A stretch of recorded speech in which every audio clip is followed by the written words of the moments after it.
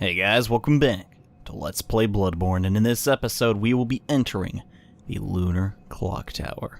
But not yet, because we actually need to go locate some stuff that we missed in the research hall. And in the previous episode we fought the most lackluster boss ever, so to make up for that, we're actually going to be taking on two bosses in this level. And I know you failed, shut the heck up.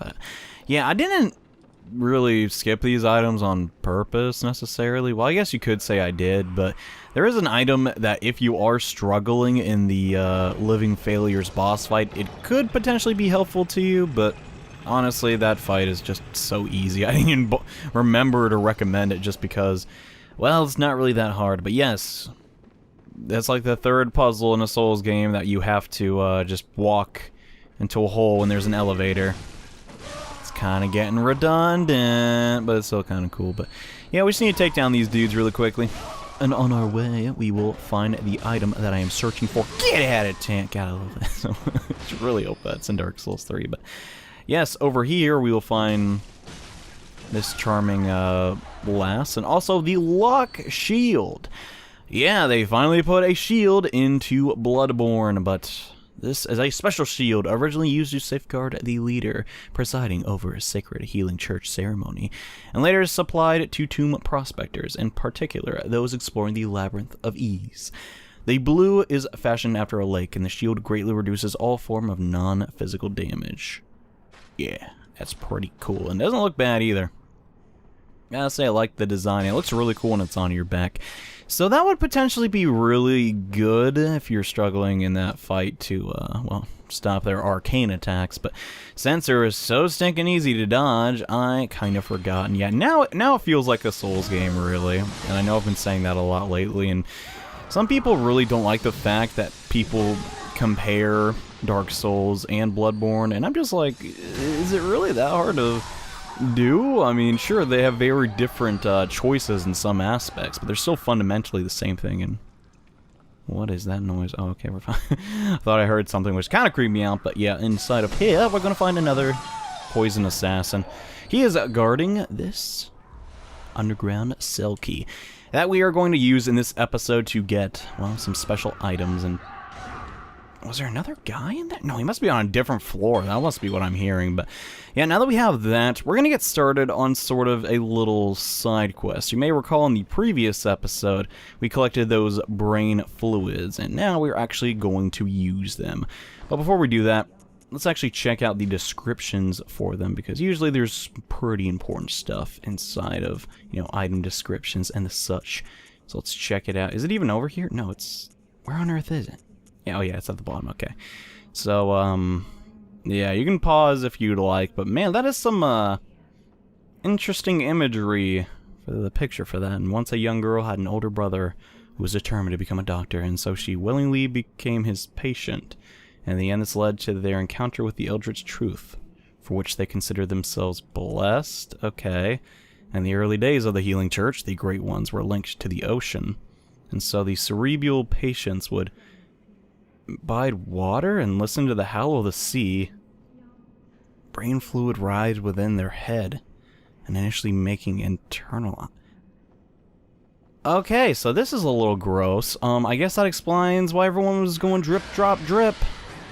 But this lady inside here wanted it, and, well, I never wanted to make a lady upset, so let's hand it over. Please, could you do something for me? I need brain fluid. Murky, mushy brain fluid. Oh, thank you.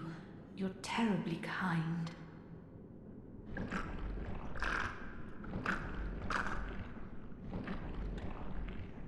Oh, it's wonderful. Oh, I hear the sticky sound. Do you hear it too? Oh, I know. Will you have my blood as thanks? I'll have you know, I was once a blood saint too. Sure, why not? Hopefully it doesn't make my head any bigger. That makes me happy, but I cannot move. Look, on my right arm. I'm sorry to trouble you, you don't mind, do you? No, not at all. We'll just take the blood of Adeline. Thanks for that. And she actually has a pretty strong blood. I mean, out of all the people, she probably has the best.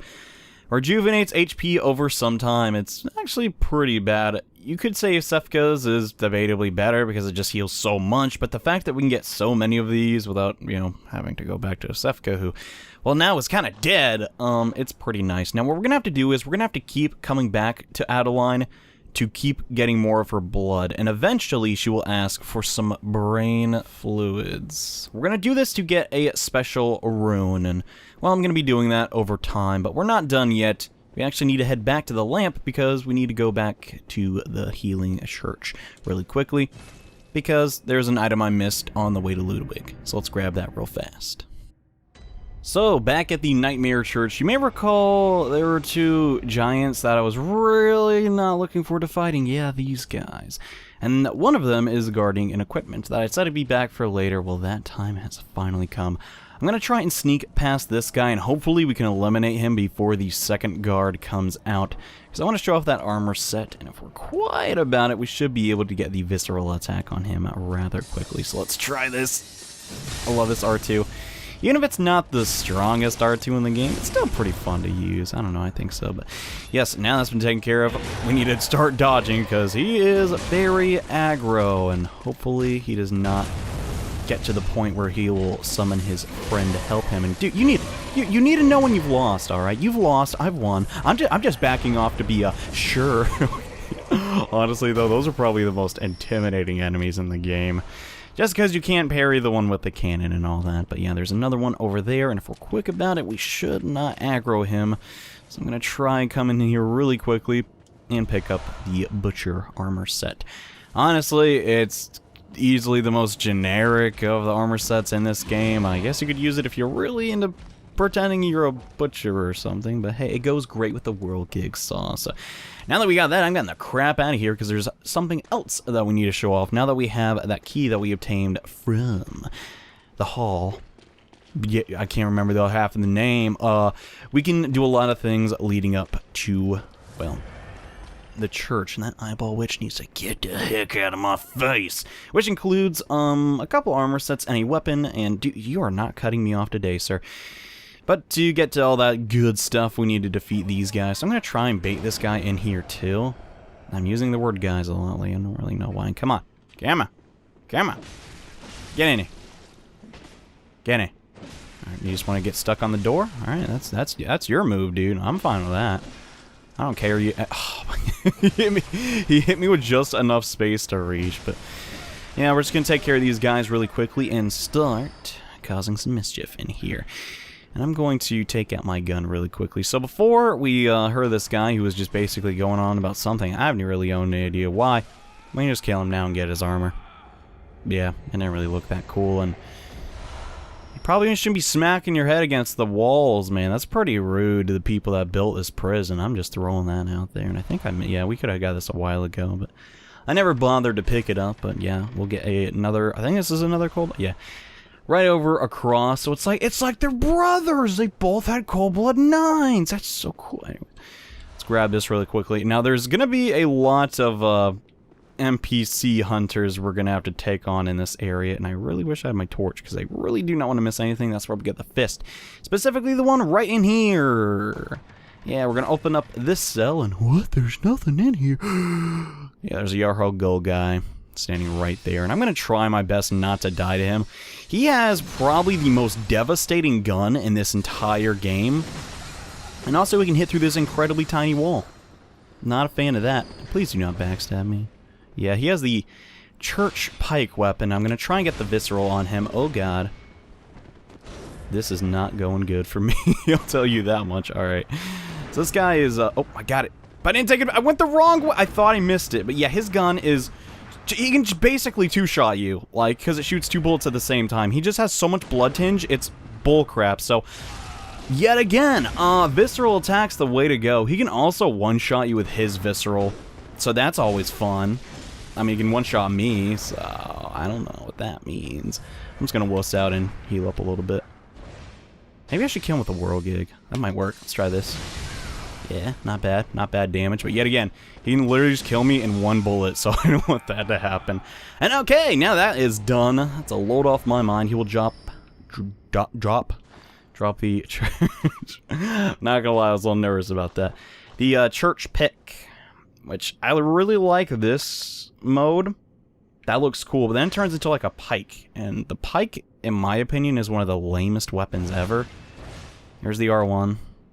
R2 is just the overhead. I think the L2 is just, yeah, it's like a little side attack. It's not bad. See it transform, though. It's one thing I forgot to show off. And another one's just kind of like a generic sword. It's not terrible, though. It's definitely a cool weapon. I just don't like the, you know, transformed version. But yeah, let's also check out this guy down here who I've been selectively ignoring because he's really creepy.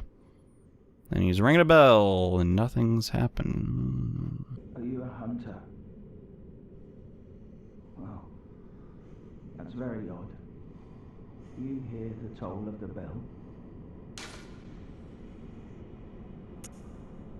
Very well. The beast you seek will not be found here. Go back to your hunt, and if you have the chance, put this night behind you. Places better left untouched. Secrets better left alone. Only a forwards brazenly roam. Well, I'm having a lot of fun, so I think I will continue to explore the nightmare. Yeah, we'll get more into that character later on. Currently, we do not have a way to open up that, you know, little cell. I was about to say chest, but no, there's other things that keys unlock, John, like doors. And by the way, we're gonna fight these two NPCs now because, well, might as well. And I'm just gonna try and guess what? It's time to fight, and I really need to level up more of my stamina. Because I get like 2 whirlgig saw, like when I two-hand it, I get like 2 of those at a time, and I really need more if I'm gonna, like, you know, beat the bosses. But here's my strategy for taking on this hunter. Just get her in close corners. She can't do crap. So that may backstab me, which she was in prime condition to do that. But yeah, believe it or not, whirlgig is pretty good close quarters. She can't do crud, and her little friend, I guess, won't aggro either, so she won't be sharing her laser eyes with us. And yeah, she'll go down pretty easily.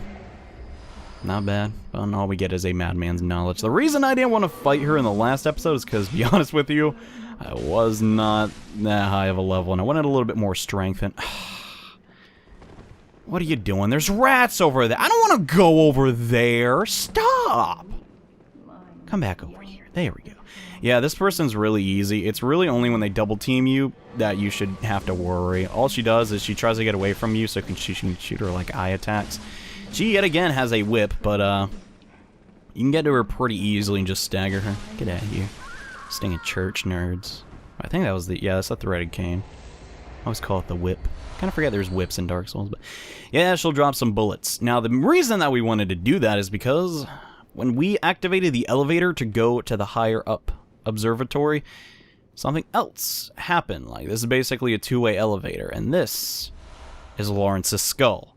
Who is Laurence? Well, if you've been paying attention to the story, it's a very important character for, you know, the Bergenworth people. And also, if we pull this lever and follow this down and this reminds me of something. A skull on a pedestal in a church. Okay, I have to stop being annoying.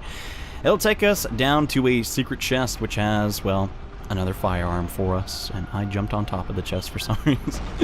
This will have the church cannon that giant guard was using. I like the gun. It's not the same as the other cannon that we used to beat the Shadows of Yharnam and Rom. But, you know, it's pretty decent. But yet again, I do not have high blood tinge to show that off, sadly. But that's okay. And now that's been taken care of, we're going to pull this device. Actually, no. How do we go back?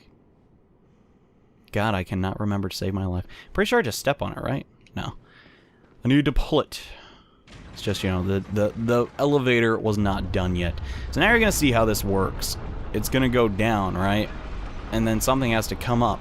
And that's actually how we got back to that area. It's a pretty sly trick, I'm not going to lie, because, you know, they made 2 elevators that were kind of similar. And, whoa, I did not even notice that. Look at the beast on this statue. That's cool. It's a really creepy statue, by the way. And yet again, bells. What is up with the bells? Guys, bells are creepy. Also, that's creepy. I did not know you spawned here yet. Hello, old friend. How you doing, man? Does your lamp need more oil? I got some extra. Oh, hello. Not a pretty sight, is it? The true face of the blood-worshipping, beast-purging, healing church. But that's not all. You seek the secrets held by the nightmare, do you not? Then here's what you must do. Climb the Astral Clocktower and kill Maria. She hides the real secret. Go on. Kill Maria atop the Astral Clocktower. She hides the real secret.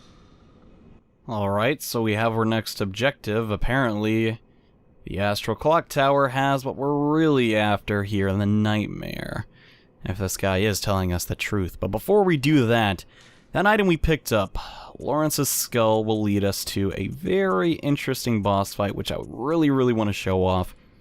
Here's the item description if you'd like to read it, but yes, this is a boss that you can potentially miss if you don't get his skull, and, well, now that we have it, let's head back to the Healing Church Cathedral. And alright, you may remember this place because this is where we found the eye pendant to access that last area, and already disposed of all the enemies, so I didn't have to worry about them. But when you're prepared, come into the Grand Cathedral. If you're holding Laurence's skull, something's gonna happen, and well, it shouldn't be too hard to figure out, but in case you can't figure it out, you're gonna want some fire resistance.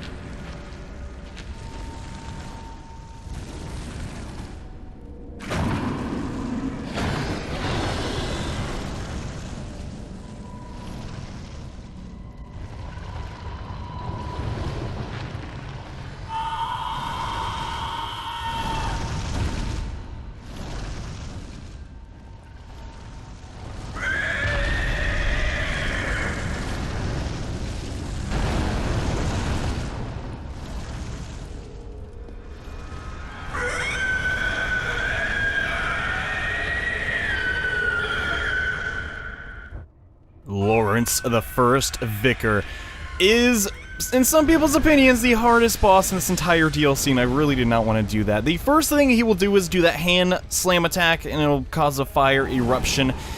Yeah, this may look like a retexture of the Cleric Beast, and well, it technically is, but it is still a very challenging fight. And as always, it's not necessarily required, but I don't like to lock on to this boss. Okay, he's gonna do this pound attack. He does 3, but they're really weirdly timed, and alright, let's cut him up. I got the beast blood going. Should do some good damage. 3k, alright.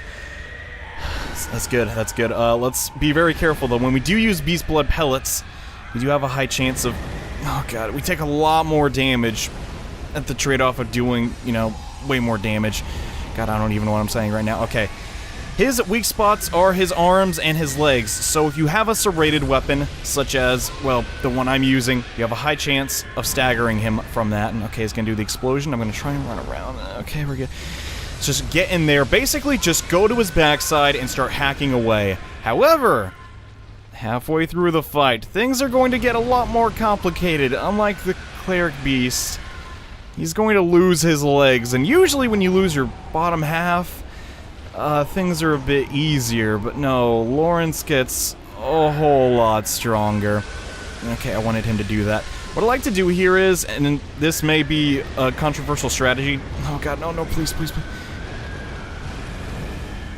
Okay, that attack is really scary. You have to just keep backing up, but what I like to do is I like to stay far away, get him to basically bait himself into using that lava spewing attack, and then just use the terrain of the cathedral, because it's a very rectangular... Oh my... don't want to die. I don't... Okay. It is really hard to explain this boss and do it at the same time, but this is my strategy. I use the fact that the cathedral is a giant rectangle and bait him... How do I keep getting hit by that?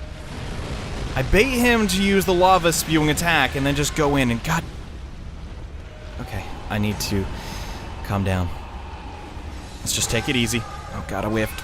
There he goes. Okay, when he uses this attack, though, it takes a very long time for him to finish, so you're basically going to get some free damage off if you time your attacks correctly. And maybe you'll have a higher, you know, attack speed weapon than I do. Let's try and get in there. Okay, that was really, really close. You really have to be careful because in this form, he can do a 3-hit combo, and that can stagger you very easily. And I personally don't really want to deal with that. So yeah, just keep going for that lava attack, man. I'm totally fine with that. And okay, 1800. I'll take it. Yeah, we have to be very careful of the fire. Just honestly, use the terrain. I like to just keep him in this corner. That attack can almost one-shot you. I mean, I am using Beast Blood and all that, but still. Okay, come on. I really just want to do this on my first try. Okay, run, run. Oh god, please. No! No! Okay, we're fine. We're not fine. Come on, Laurence, you sack of crap. Okay, we can end it. We can end it. Go, go, go! No! Yes! Yeah. That's a pretty tough fight. And it's not even required to get to the last fight, which I'd say is even harder. But for winning, we will obtain the Beast's Embrace charyll rune, which, just like all the other blue runes, has an incredibly special effect. Basically, if you equip this rune, all of your beast transformation effects and the beast weapon claw will be heightened. And now that I got that, there's one more thing we gotta do back at the research hall. And god, my heart is still pounding, but we're not done yet. Let's go see how Adeline is doing. So if you've kept feeding Adeline the brain fluid, when you return, something different should happen. And okay, no. She's saying the old dialogue, but what we need to now do is... Are you finished? Okay. We need to drink the blood of Adeline. We're gonna keep doing this till she gives us new dialogue, so I'll be right back. Hey, baby! Hello? Is anyone there? Please, somebody, I need help. I'm trying, but I'm afraid the sound is fading. Hello? Is that who I think it is? Please. Oh, please, I need brain fluid. The sticky sound is fading fast. Please bring me brain fluid. I must have it. That sound, it is all that guides me. Without it, I'll be sent back to my former, lesser years. Yes, that's it. Let me have it.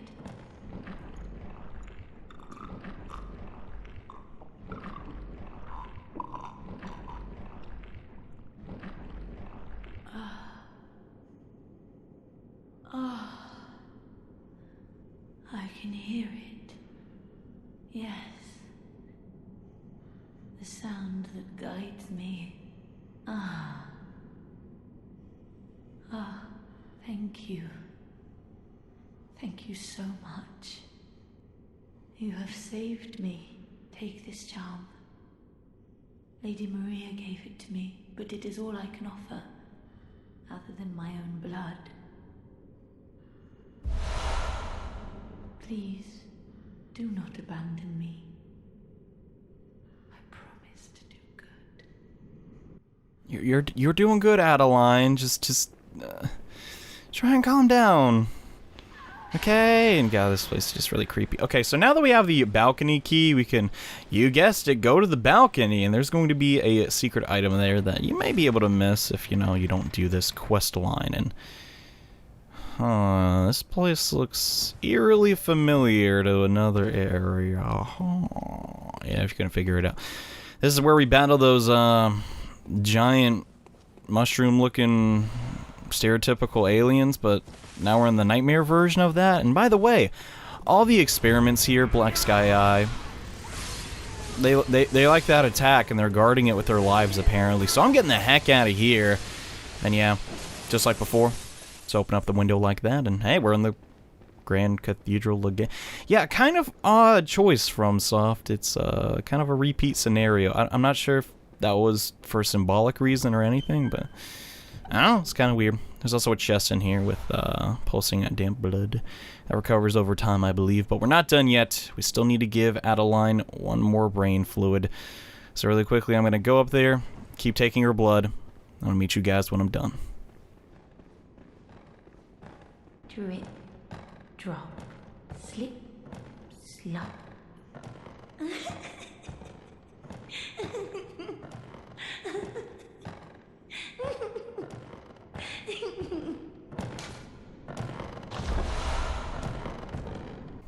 Hang in there, kiddo.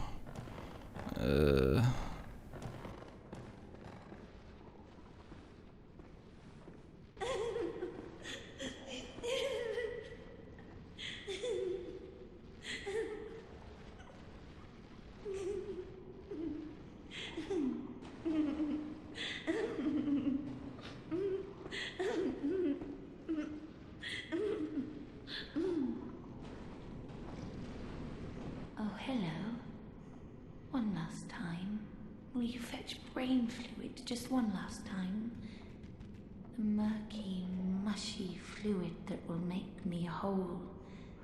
The sticky sound whispers to me. So very close, right into my ear. My head, just a head, that's all there is. I need my baptism.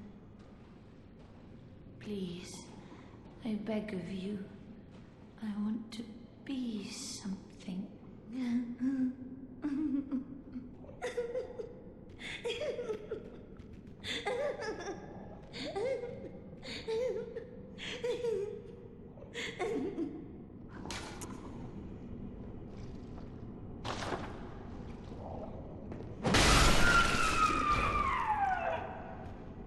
No matter how hard you look, there is only one brain fluid left. And it was on Adeline, so she's eating her own brains, and when we fail to realize our own latent potential until the moment it is lost, and we sense its absence. Ironically, this is the very nature of insight, like the moment one licks one's own blood, only to be startled by its sweetness. Yeah. Here you go, Adeline. Please, give me brain fluid. The sticky sound whispers I need my baptism. Or perhaps I'm already brimming over.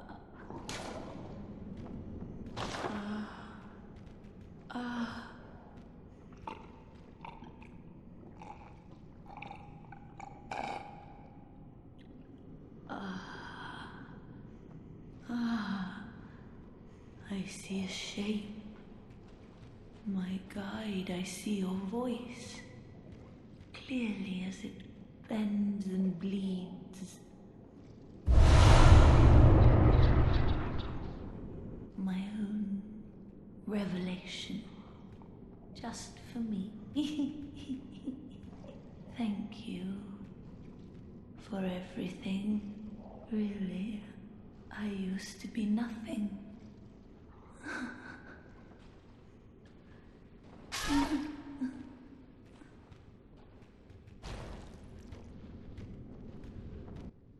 And so ends Adeline, who, well, she wasn't a bad person, she just, I don't even know what to say, that part's just really, really gross. And as a reward, we will receive the rune milkweed. Those who take the oath become a lumen wood that peers toward the sky, feeding phantasms in its luscious bed. Phantasms guide us and lead us to further discover. Okay, so I think I'm going to let what this thing does kind of be a secret for a little while, but we're not done. There's still Maria to take care of. Atop the Astral Clocktower lies our next opponent. So let's head back to the Hunter's Dream and prepare. And alright, we're finally ready to see what's beyond the research hall. Now I have changed my equipment a fair bit. I decided to go back to the Ludwig's Holy Blade because, well, it's actually really good for this fight. For whatever reason, this next boss is easily staggered with it, so I'm going to be taking advantage of that. I have moved all of my blood gems from my previous weapon over to this one, so the damage should be a lot higher, and I recommend you do that. The reason for this is, yes, I could use the brand new weapon to defeat this boss, but honestly, I really don't want to interrupt its music. Also, we went back and equipped the Canehurst set, because for this fight, you may want a little bit of blood defense. Just a bit of a warning. I also bought some bolt paper, because, well, it's going to come in handy. For what lies inside of the Astral Clocktower is quite the formidable opponent. Even more formidable than, well, Laurence. It's Maria. And man, this place is just stunning, really. God. But we came here for a reason. To see what is kept inside of this nightmare. And the only way to do that is to defeat Maria.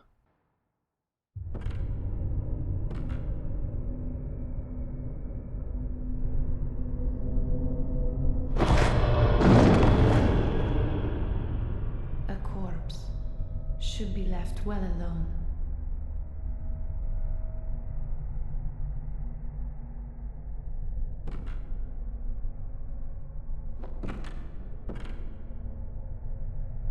Oh, I know very well how the secrets beckon so sweetly. Only an honest death will kill you now. Liberate you from your wild curiosity. Lady Maria of the Astral Clocktower is an incredibly difficult opponent. Like Gehrman, she has the art of quickening and can do your entire HP bar in a matter of seconds. So this is going to require a lot of concentration to be able to do. Oh my god, that is really lucky. Okay, if you ever get the parry, take advantage of it. She does attack you very quickly and leave herself wide open. Sometimes, but you still have to get the timing right. We did not get it there, but that's okay. Okay. Just get attacks in whenever you can, but do not be too overzealous. Doing okay so far, though. That visceral attack really helped a lot. Oh, God. Okay. What I like to do is I like to just step behind her, and once she's done attacking, just go in for my own attack, and God... Okay. She likes to also shoot you with the Evelyn a lot. That's not cool, Maria. And okay. At around half HP, she will enhance her weapon with blood. So I'm gonna do the same, and... Oh, God, that is really not good. That attack does a ton of damage. Okay. Let's back off. Try and get some HP back. Alright.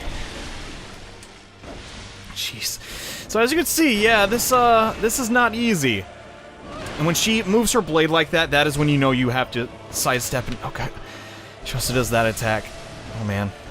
I'm trying to be helpful, guys, but... This is not easy. Okay. Let's just get in there. Try and rally up.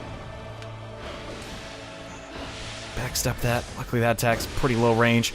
It does do a lot of damage, though. This is why we wanted a lot of blood resist for this, guys. Oh, God. No. No. I can do it. I can do it. Come on. Okay, we dodged that. Let's heal up. You really need to take advantage. Oh, my... Yes. Alright. Our chances of winning are getting better as we go. Unfortunately. Oh, God. No, I did not want to dash forward. Towards the end of the fight, she will enhance her weapons one more time. And this is where things get crazy. Now, on top of doing blood damage, she also does fire. And she will attack more relentless than ever. Okay, we really need to heal. Oh god, come on. Dodge it. The problem is, even after you get hit by the first attack, it's going to do the fire damage. And that's just really bad, but we can hopefully stagger her. God, no. Okay. Let's just remain calm. That attack is pretty low range. Oh my god, yes! No, I messed it up! No! I wasn't close enough. Okay. Let's just keep calm. Almost done. Come on, we can do it! We can... Yes!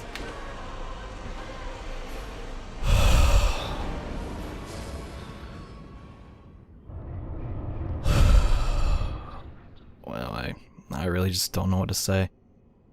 But that has to be one of the most amazing boss fights that has ever been put into a video game. I wish I could comment on it more, but I kinda had my hands full there, and for defeating Maria we will obtain the Celestial Dial.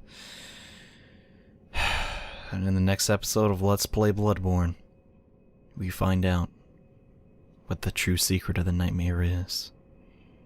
So I'll see you guys then. Bye.